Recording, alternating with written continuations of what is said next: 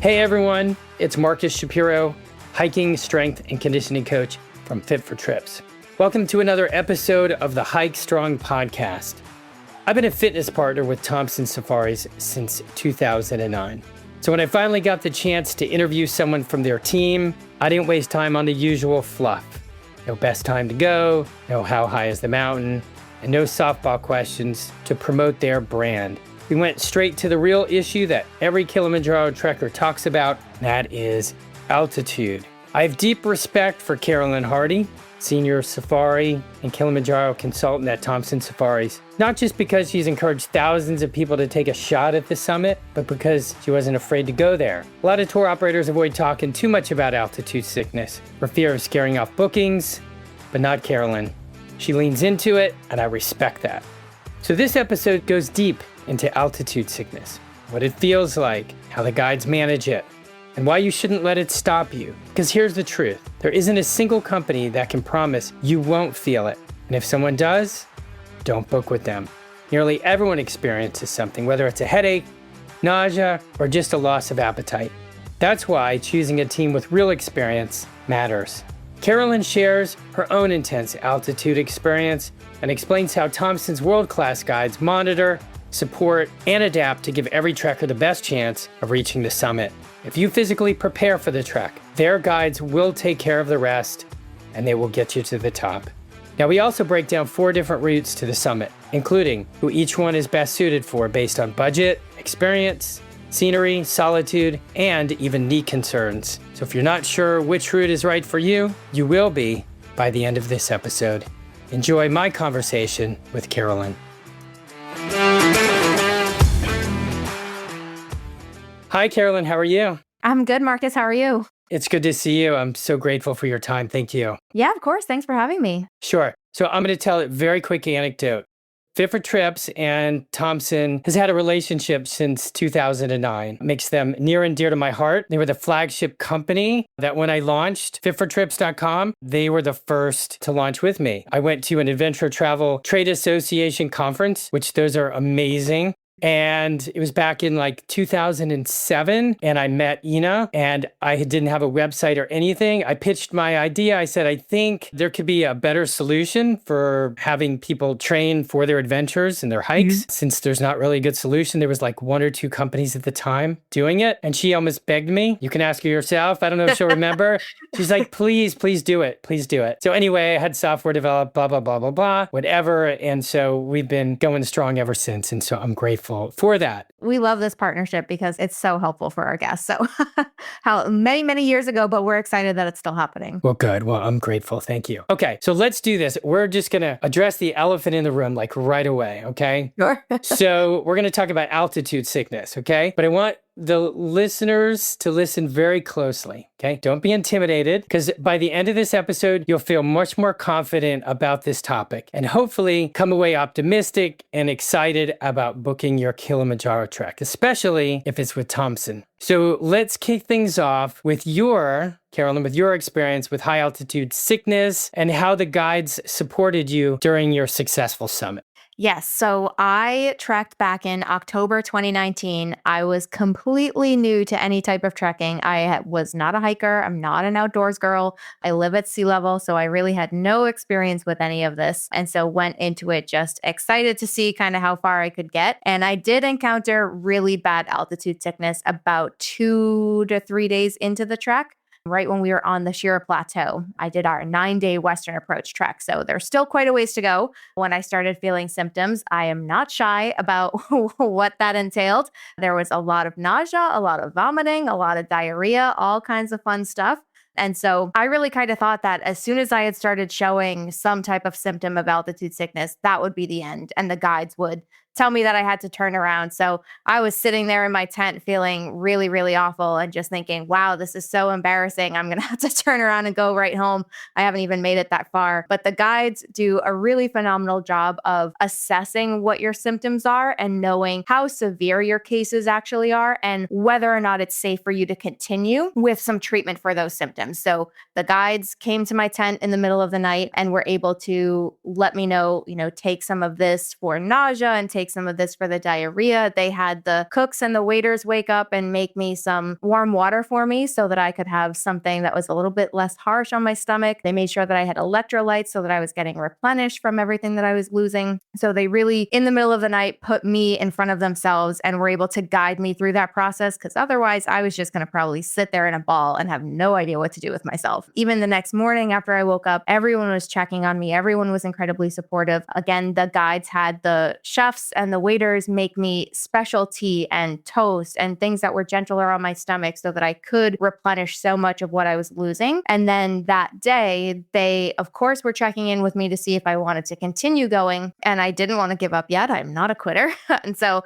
they were able to let some of the other group go ahead with the other guides while I stayed behind and trekked at a much slower pace. I had not a lot of energy that day with, just a little bit of toast and tea in my system. And so the guides were able to help me trek much slower so that my body was not overexerting itself, but I wasn't losing the rest of the group either. And so I was able to catch up with them, and all of this treatment, all of the medications that they were giving me and the special food that they were making me was able to help me regain everything, replenish all of my fluids. And I, a day or so later, I was better than I was when I started. Yeah, and if I remember correctly, you summited strong. I did. It was like I was getting better and better the more altitude I got after that. So by the time I got to the summit, I felt fantastic. All right. See, folks, I told you, and we're just getting started.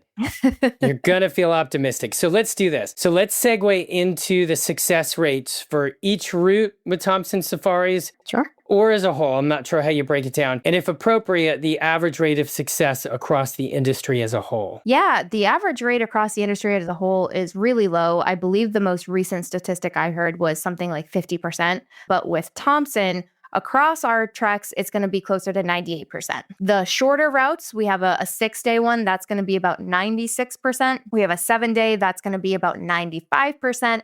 And then our 2 longest treks, both our 9-day and our 10-day, those are both 98%.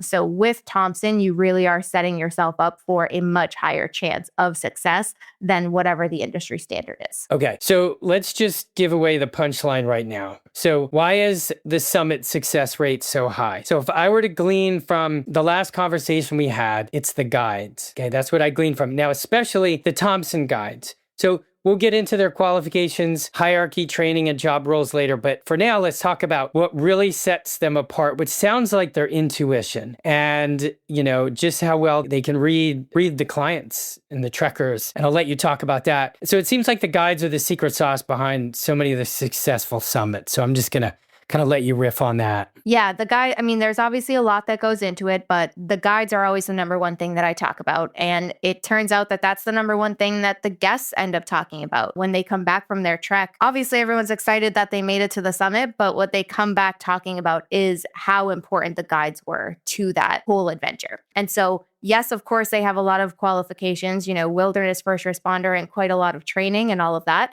But each Thomson guide does have at least 100 to 200 personal summits of Kilimanjaro. So that means that not only do they know every single route on the mountain, they know every campsite, they know every descent route. That also means that they know the clients and they know the guests, they know trekkers, they know altitude symptoms, they know how to manage all of that. So it is definitely a lot of intuition.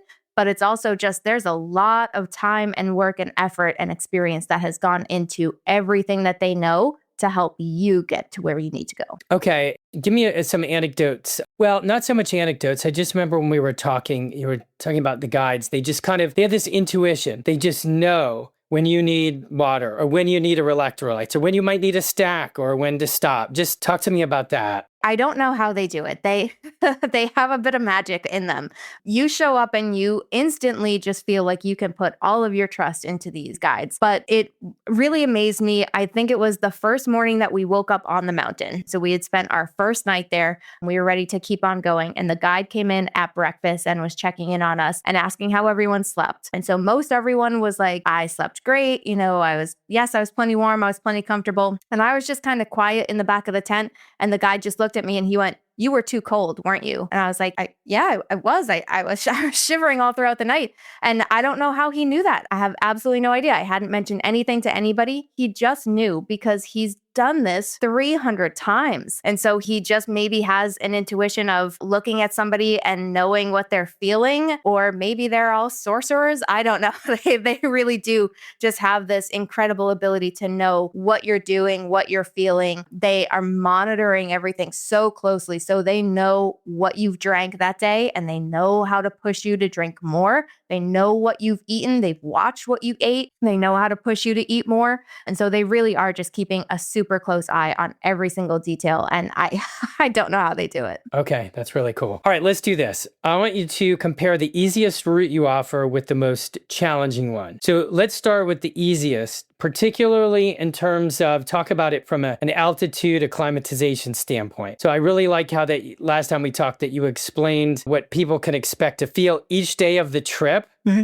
Okay, and we'll get into what makes each route unique later. But for now, let's focus on the easiest one as it relates to acclimatization, and then we'll cover the hardest. Like you said, Sure. It's above a certain elevation gain. The days on the itinerary where it might be most challenging, I'll let you go for it. Yeah, of course. So the easiest route, and easy is, of course, a relative term here, but the easiest route is going to be our 10-day Grand Traverse. So that one, in terms of acclimatization, this one does start at a higher trailhead.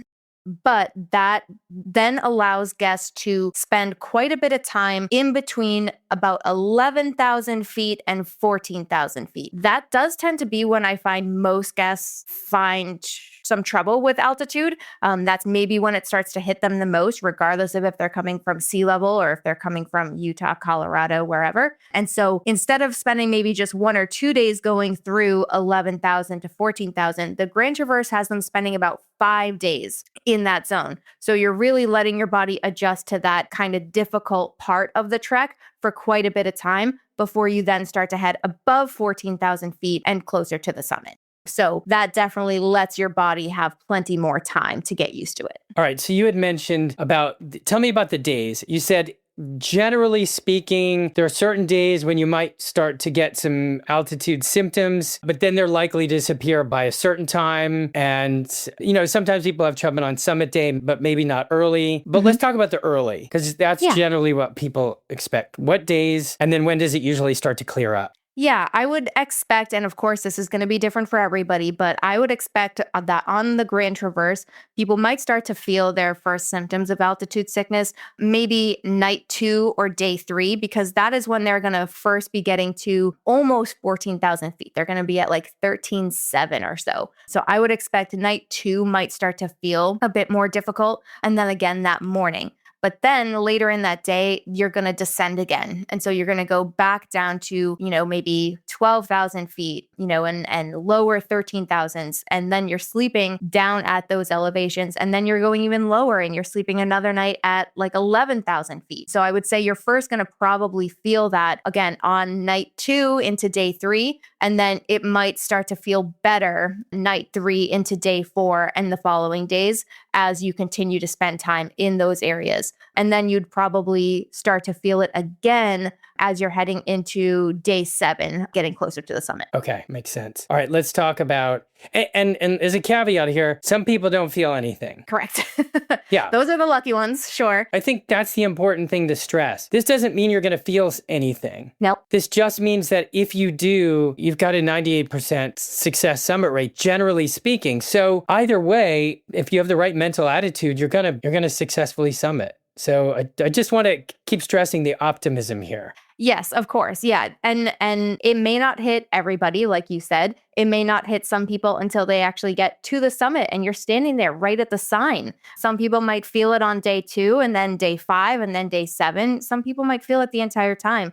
But the symptoms are going to vary so wildly for everybody. Maybe you just lose your appetite. Maybe you have a headache at the summit. It's really going to feel different for everybody. But what I think is good for everyone to know is that just because you feel symptoms of altitude sickness does not mean that you are immediately descending. I think some people go into this thinking they have to try and avoid this as much as possible. And that's just not possible a lot of the time. And so to know that you might have this and just know that you're going to have to be prepared with some Pepto-Bismol or some Imodium or some ibuprofen or whatever, and to know that you can put your trust in the guides to help you get through it and make the right decision. I think that's important for everyone to know, to give them some peace of mind. Okay, so let's contrast the Grand Traverse with the Umbwe route. Yeah, so the most challenging, that's going to be the 6-day Umbwe. This one is not for everybody at all, by any means. So do the same thing. On what days you'll start to feel it.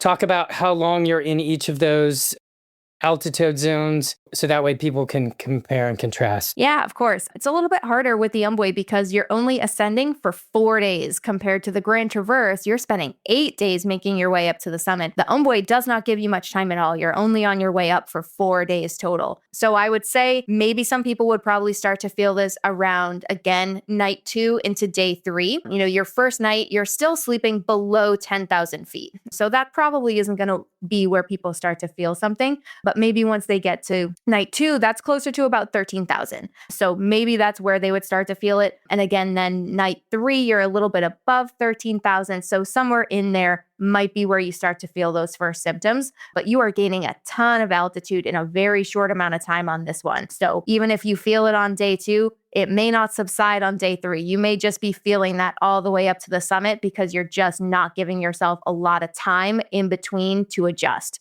So you might feel it up until you start to descend from the summit. And again, just a reminder, folks, feeling it might just mean a headache, and it might just mean, you're just loss of appetite. Exactly. Okay, so let's do this. Let's dive into the 4 routes that Thomson offers and the types of clients that are best suited for each. Sure. So I'll let you choose the order, but just to confirm, there's the Grand Traverse, the Western, Machame, and Umbwe. Is that correct? Yep, that's correct. Okay, all right. In any order? Go for it. Yeah, of course. So we'll start with the Umbwe because that's usually the easiest to to get out of the mix because, like I said, this is not for everybody. The Umbwe tends to attract folks who are former Olympians, tough mudders, ultra marathoners. You really love to push yourself to the brink and find enjoyment in that. That is not for everybody. It really is almost a straight line up to the summit. So it is a very, very quick ascent, 4 days up and then 2 days down. So this one really is not usually a good fit for most clients. If you've done high altitude trekking in the past, if you are no stranger to multi-day trekking, if you've done Everest Base Camp or Aconcagua, anything like that, then maybe the Umbwe might be a good match. But again, I would not ever advise somebody to choose the route based entirely on the amount of days. So the Umbwe is usually not the right fit.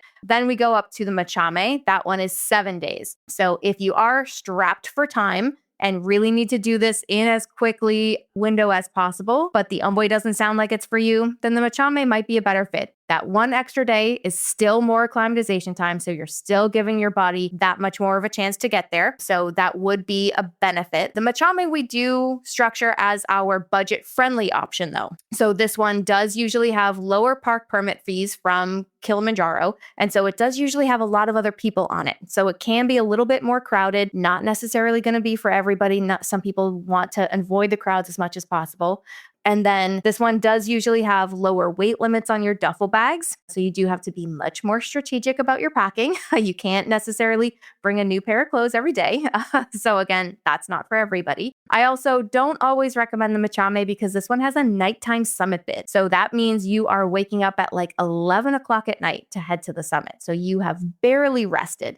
And then you are trekking all the way to the summit by the light of a headlamp instead of by the light of the sun. And that's some really difficult terrain while you're up there. And that's also when most other groups are trekking up there. So you were in a single file line and you are getting up there almost the same time as everyone else, maybe even waiting in line to take a picture with the sign. So again, just not necessarily the best experience. But if you really are strapped for time and budget, then the Machame might be the right fit. Then up to the Western approach, that's the 9-day. This is by far Thomson's most popular option because it gives you 7 days up, 2 days down. So a ton of acclimatization time. Really tends to be a good fit for a lot of different experience levels. So if you are a trekker, if you've done a lot of the 14ers out in Colorado or anything like that, or if you live at sea level and you've never done this before in your life, both of those sets of people can find success on the Western approach. It's still going to be challenging for those who don't want something too easy, but it's still going to be achievable and accessible for those who are new to something like this. So it really is a good middle ground.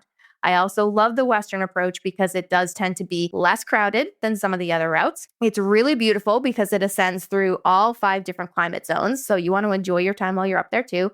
And this one has a daytime summit bit. So that means you're waking up and starting your day closer to about 4 a.m. So a couple more hours of sleep, which makes all the difference by day 7 of the trek. And then you are only in the dark for about an hour or so before you then gain the light of the sun over that very difficult terrain. And by this point, when you reach the summit, most other groups have come and gone. So it's pretty likely that you might have the entire summit to yourself. And so again, that just makes for a nicer overall experience for you. Real quick, talk about the Barranco Wall in that itinerary. Yeah, sure. Yeah, so all of those itineraries, the Umbwe, the Machame, and the Western approach are going to go over the Barranco Wall. And so that is about 1,000-foot vertical wall that everyone will have to go up. It is still non-technical, no ropes, no harnesses, nothing like that. It's kind of like a giant staircase. It is classified as a scramble, so you will have to use both your hands and your feet. The guides and the porters are there to get you up through it the entire time. Honestly, most people find that to be the most fun part of the trek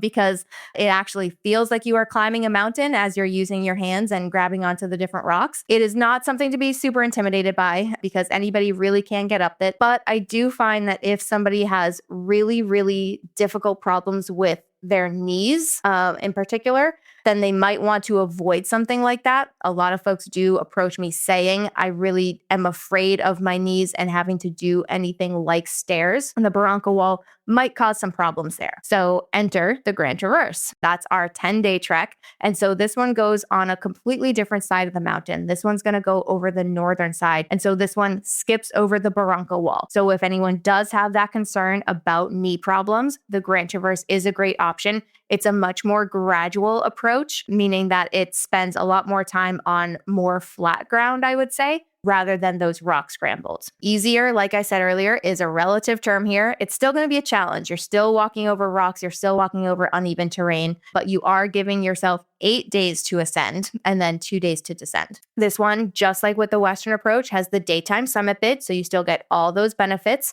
of getting the summit, hopefully to yourself. With the Grand Traverse, this is also by far the least traveled route on the mountain. So if you really want to avoid crowds, the Grand Traverse is going to be the absolute best option for that. You might not see anybody until you're getting up closer to the summit on this one.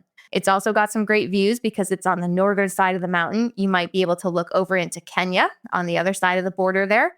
And then with the Grand Traverse, we do position this one as our more luxury, comfortable trek. So you do have a larger tent, and instead of sleeping in just a sleeping bag on your sleeping pad on the ground, you are going to sleep in a cot on a foam mattress. So if you're worried about being comfortable or sleeping or being well rested, definitely the Grand Traverse is going to ease that concern. Okay. Do I have this correctly on the Umbwe route? It is a beautiful route. Yes. Okay, so correct. Yeah. The Umbwe is known as being beautiful as well because you are spending quite a bit of time in the rainforest. And that is, of course, so lush, so beautiful. Okay. All right. Do you see any monkeys or anything like that? You might, yeah. While you're in the rainforest, you might see some monkeys. Couple different kinds are going to be down there. It's definitely well known for colobus monkeys, which are black and white. I think they kind of look like skunks from certain angles, but you might see some of those. You'll definitely hear them. They are going to bounce all around the branches of the trees above your tent while you're sleeping overnight in the rainforest. So be prepared for that, definitely. Okay.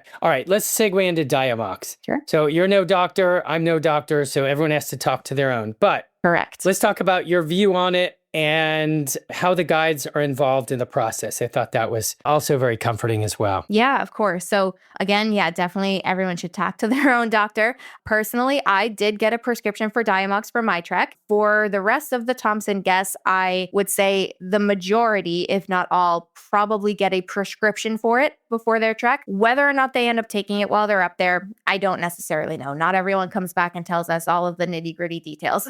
They're usually too excited about summiting and the guides, but most do at least get a prescription for it. The way that works is that doctors usually take into account your personal medical history as well as where you live, your experience, things like that. So I had a different prescription and instruction from my doctor compared to what the folks in my group who lived out in Utah had. And so when you get to Tanzania and you're meeting with your guides before the trek starts, the guides are going to ask everyone, are you taking Diamox? What prescription do you have? What did your doctor tell you? And they're going to make notes about all of that. And they're going to be monitoring all of these symptoms of altitude sickness and how much you're eating, how much you're drinking as you get closer and closer.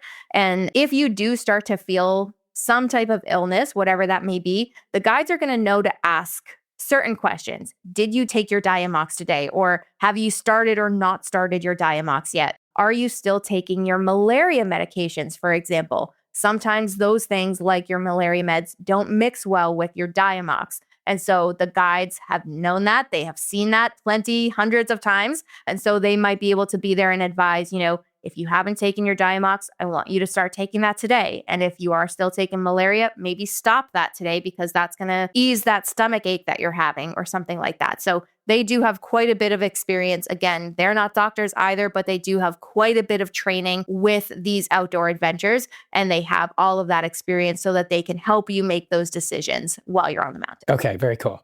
All right. So in our last conversation, you mentioned 2 great tips that people probably won't find online. So one of them is bringing a rope and having something sweet before you go to bed. You can add anything you want to that, but tell me about those. Yeah, the rope is one that I say, regardless of the time of year you're going, you really should be prepared for rain. I trekked in the dry season and I did have rain for 8 out of the 9 days that I was up there. And if that is the case, if you were as lucky as I was with that type of thing, then it's going to be really difficult for some of your gear to dry off. If you can't leave it outside overnight to dry off in the sunshine or anything like that, then you might want just some type of rope that you can string between 2 sides of your tent. There are little loops that you can tie that off into and create a little clothesline for yourself so that it does have somewhere to at least spread out rather than staying in a crumpled little ball in your bag. And that way you're not constantly putting on wet clothes throughout the trek. So again, hopefully you have better luck with weather than I did, but still good to have rather than not have while you're up there. Okay. Yep. And by the way, if sometimes you put on wet clothes, it'll heat up to your body temperature. And anyway, the guides will take care of you. You're not going to get hypothermia or anything like that. No, right? Certainly not that. Just not ever the most comfortable thing by far. Of course. Okay. Let's talk about sweets before bed. That sounds like fun. That's a little trick that goes around our office every time that anyone's going over there. And that is for staying warm at night. So if you have a little bit of sugar at night, then it's going to increase your levels of blood sugar and hopefully be able to keep you a little bit warmer. So definitely something that's a little bit more key as you get higher and higher on the mountain and you start to lose some of those body temperatures, definitely going to be really handy. So whether that's M&Ms or, Snickers bars or Tootsie Rolls, whatever your favorite kind of little chocolate sweet is, I would recommend just keeping a small little handful by your bed so you can pop a couple in before you fall asleep. All right. You said no M&Ms, remember? I did say no M&Ms. They did make a mess. They went everywhere. Okay, not M&Ms. Snickers, Tootsie Rolls, something a little bit easier to control. Okay. All right. Sounds good. Let's talk about your preference towards boots versus trail running shoes and why. Yeah, definitely. We're always going to recommend boots. We're always going to recommend boots over trail runners. You definitely want something with ankle support. Of course, waterproof as well. We have some really great blog posts that we've put together about different tips and tricks and how to go to the store and talk to somebody at an outdoor store about buying them. Even though you may be accustomed to using trail runners, we still are going to recommend boots for something like this. There's just such a variance of some of the terrain that we want to make sure that you have that ankle support. So you will not be allowed to trek if you do not have boots. Okay. Yeah, you talked about precipitation even in the dry season. Yes. Yeah. I mean, the precipitation, like I said, I had rain for most of my trek, but even if that doesn't necessarily mean rain, you could still be trekking through the snow while you're up there at the summit. You could still be trekking through mud while you're down in the rainforest. So there really could still be quite a bit that you're having to go through. You also will be crossing small rivers or streams at certain points. So there is a lot that you have to keep in mind, especially with that footwear choice. Okay. How many pounds do the guides carry? The guides or the porters? The porters, sorry. Yeah, the porters are limited to 33 pounds. Okay. All right. So a lot of my clients are, because I always ask them how much pack weight they're going to carry. And on these treks, it's either nothing or it's a day pack. Sure. For those that choose to carry a day pack rather than their guide, is it their guide or their porter? Porter. Okay. If it's their porter, okay. So do they carry their day pack because they goes beyond the weight limit, or do they just want to have access to certain things, whether it's snacks or layers? Yeah. I find that most people who choose to carry their own day pack do so because that's what they're used to. Those are people who probably have multi-day trekking experience. And when we suggest that there could be a porter who carries that day pack for them, they usually go, no, no, no, I can carry my own. I don't need that level of luxury. You have to remember, though, that every pound feels a whole lot heavier when you're at 19,000 feet. So even if it might seem like a silly idea to have a porter carrying your day pack when you first start, it is going to make a huge difference when you're getting closer and closer to that summit. So I would find that's usually the biggest reason why people do it is just it's what they're used to.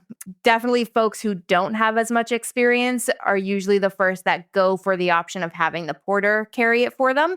And that porter does stay right beside you. So that's what we call a personal porter. So you're not losing access to anything in there, your water, your snacks, your rain layers, anything like that. The porter is going to be trekking basically right next to you. And they're really excellent at, as soon as you stop, they kind of know which drink you're going to want, if you're going to want a snack, if you want your poncho, whatever. They are really, really experienced at knowing exactly what you're going to need. So if anybody is looking for a way to set themselves up for success better, I say just go for the personal porter. Got it. You may as well do whatever you can. Take that literal weight off your shoulders. Have you ever had anyone say, no, I'm going to carry everything? My tent? No, we don't allow that. You don't allow it? Yeah. Got it. Okay, great. Yeah. Sounds good to me.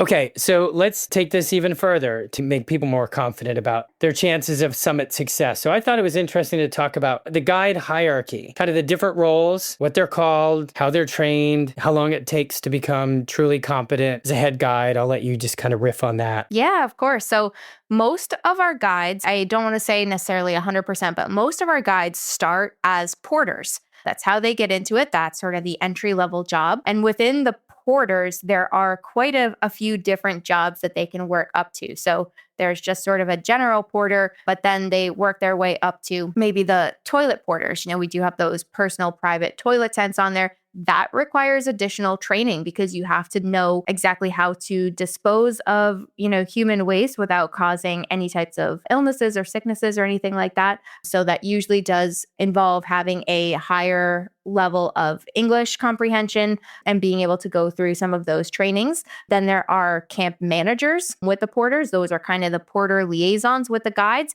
but they have some additional training in the best way to set up each of these campsites and making sure that Thomson is usually one of the first companies to get into each campsite each day so that the team has the best site, the best layout. You are not sleeping right next to the public bathrooms or anything like that. And so again, that usually is an even higher level of English comprehension and an understanding of guests from, the United States and Canada and all of that. Then there are chefs and waiters. Those are usually considered the highest positions within the porter community because again, that's an even higher level of English comprehension and being able to communicate with guests. So the waiters and the chefs are going to have a really great understanding of not just Western hygienic standards, they're also going to have to know how to effectively communicate if anyone has dietary restrictions, severe allergies, how to avoid cross-contamination and the proper way to clean the water that they're collecting on the mountain. So all of that is going to just require quite a bit more training and experience. So the porters are spending more and more years doing this as they're gaining each different sort of level within this community. And then once they have that much experience, that's usually when they start to want to and try to transition into guides. So there is then even more training that's involved. It's not just knowing all of this other stuff and having great English. There's usually education about the flora and the fauna on the mountain. Guests are going to have a lot of questions about every single thing that they're seeing, every plant, every rock, every bird, everything. So they usually have some additional training on that. And then there's the wilderness first responder courses that they have to go through. So each Thomson guide does have to have that in order to even be considered. So usually they've already done probably hundreds of summits as porters by the time they even get to this guiding level. And then they'll spend quite a bit of time as an assistant guide before they're going to be considered for a head guide position.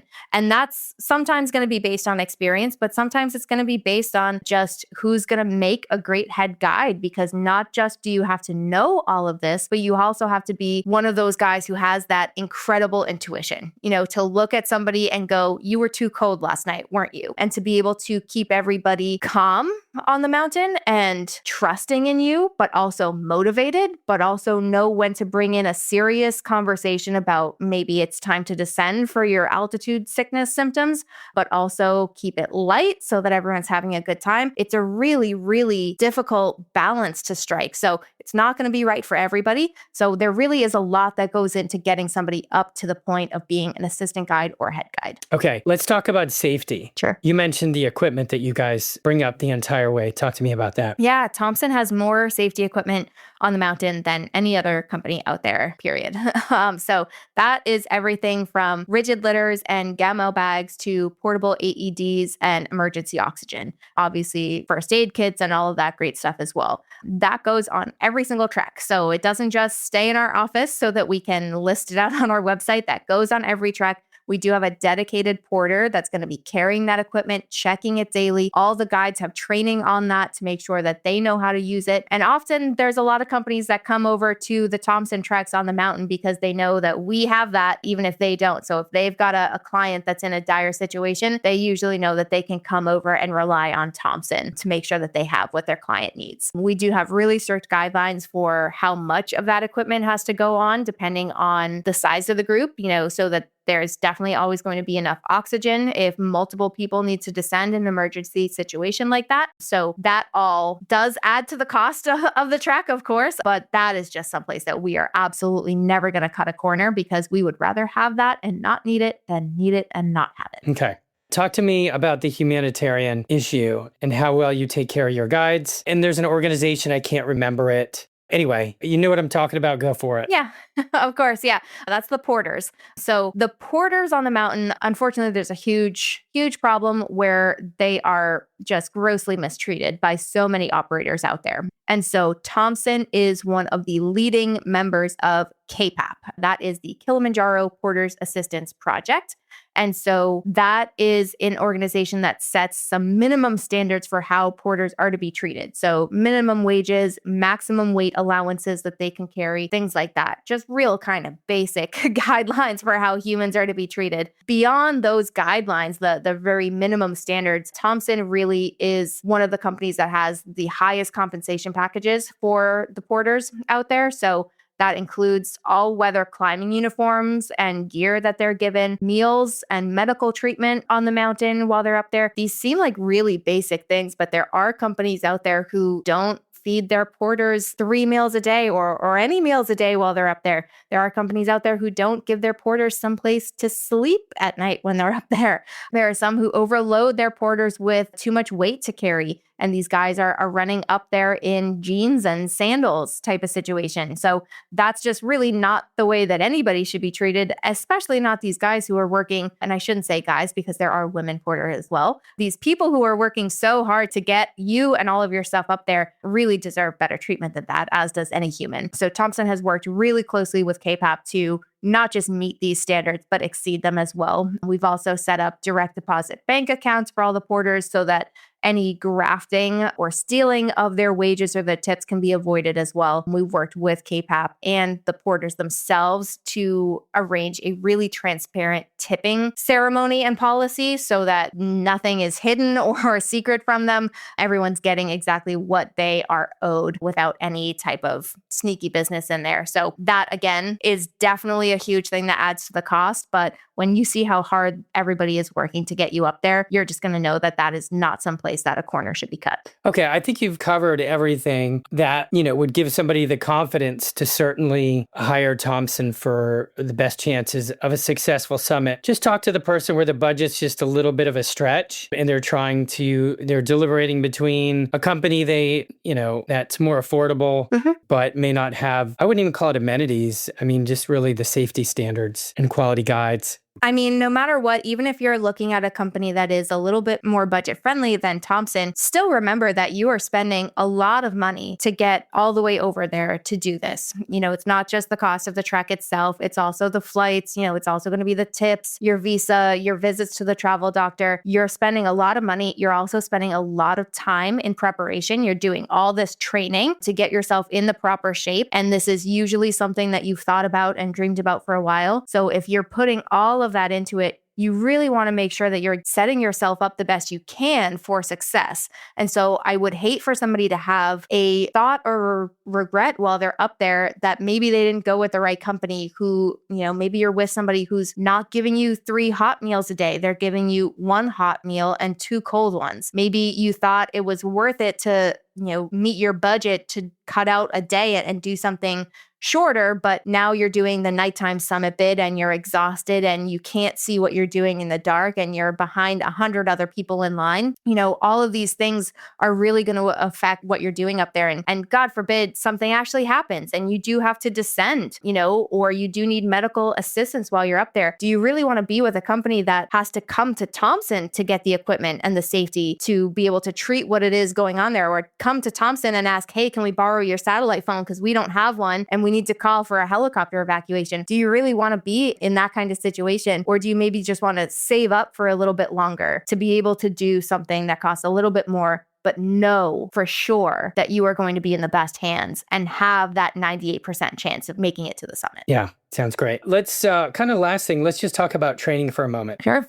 All the listeners to the Hike Strong podcast, most of them know the Fit for Trips Big Five. So we got walk inclines, walk stairs, walk far, walk lunges, and HIIT training, high intensity interval training. So I'm not really going to go into those, but I just bring that up to just kind of flush out some of the key elements that I think are important. But what I'd really like to hear is, what feedback do you get from your clients in terms of the activities that they did that they felt were most helpful towards a successful summit? Was it stairs? Was it lunges? Was it walking with a heavy pack? I know what I hear. I want to know what you hear, because you guys get surveys and, you talk to your clients. So give me some of that feedback. Yeah, I would say the biggest thing that is helpful is probably stairs by far. Feedback that we get a lot from people who I think maybe did not do as much training or as much research as they maybe should have is that they're surprised at the amount of rocks that are there. And I'm not meaning rocks on the ground like gravel. I mean big rocks, kind of boulders that you're maybe having to step and take huge steps across or between or from one to the other. There are definitely going to be moments like that, regardless of which route you're on. This is a volcano, so it is just covered in rocks. There are going to be plenty of moments where you're just walking along kind of flat dirt, but there are definitely going to be some of those huge boulders that you're having to get through. And so the folks who do stairs, I think, are less surprised by that because they are used to that motion. And so even if they maybe weren't expecting it, they're prepared for it. So stairs by far, I think, tends to be the most helpful. Okay. So I'm not surprised by that. So I would agree that's number one. The other thing I get feedback about are lunges, because lunges can simulate that step up kind of motion. So people should definitely incorporate that and not leave it out. When I'm working with my clients and they've done, let's say, a base phase training period with me. So let's talk about it this way. So when a client is in a peak phase, which I define as 12 weeks from their departure date, that's a really important time to increase the volume of training. So you might have to do a lot more treadmill and you might have to walk farther and do some of those things. It's always best before you get into a peak phase to have already initiated a leg strength type training. Okay. Yeah. So start doing lunges earlier. And actually start doing stairs earlier. Don't wait till peak phase. And that could mean one day, literally one day a week, even if it's for 15 minutes. Just think about the difference it is to go from 15 minutes to 45 minutes, right, of training on stairs versus 0 to 45 minutes. It's a huge difference. Could not agree more. And the other thing I want to mention is, I would say as of late, it's come to my attention, particularly with my older clients, the balance is really critical. Because you mentioned the uneven terrain. Yep. Like that can't be more emphasized, particularly if you don't have a lot of hiking experience. If you don't have a lot of hiking experience, totally fine. Just make sure that you incorporate a lot of balance training. Let's say twice a week. Twice a week's good. And once you're competent with balance, and of course I teach what I call the balance progression, but if you're doing balance, you don't just want to do it on flat terrain, you want to get some kind of unstable surface. So you might want like a pad, like an unstable pad of some kind. So anyway, all right, well, that's good. All right. Any last thoughts? Let's see. I did think of, besides the rope and the sweets before you go to bed, the other big thing, that my favorite tip is stick sunscreen.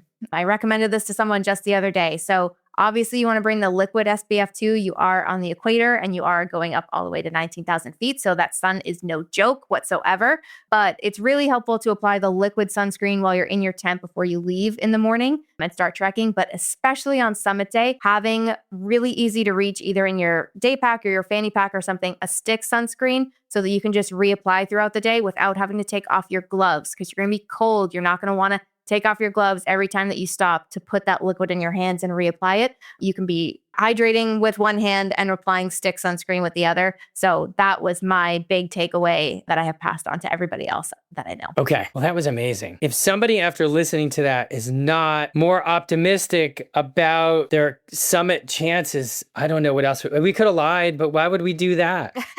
We could have said, don't worry about altitude at all. It's so easy. It's amazing. The guides will actually carry you up to the top.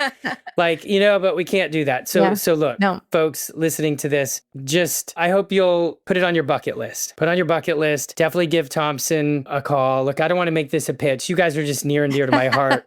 You are, and I love what you guys do, and I think the listeners can understand that. You guys really are truly competent at what you do. And if you're concerned about training, of course, reach out to me for a consultation, and we'll have a conversation about what your current training is and what it might look like when you advance into more of a trek style training. So anyway, that is it. We're going to wrap it up, Carolyn. So perfect. I hope you have an amazing weekend, and we'll be in touch. Wonderful. Yeah. Thanks so much for having me, Marcus. Absolutely. It's good to see you. All right. Have a great day. That concludes this episode of the Hike Strong podcast. I'm committed to keeping all of the episodes for free. All I ask is that you subscribe to the podcast and leave a review. And don't forget to share this podcast with your friends. My goal is to build a vast community of hikers with the confidence to crush any local or global trail. I hope you will join me in this endeavor. So until next time, train, hike, repeat, and as always, I'm here to support you every step of the way.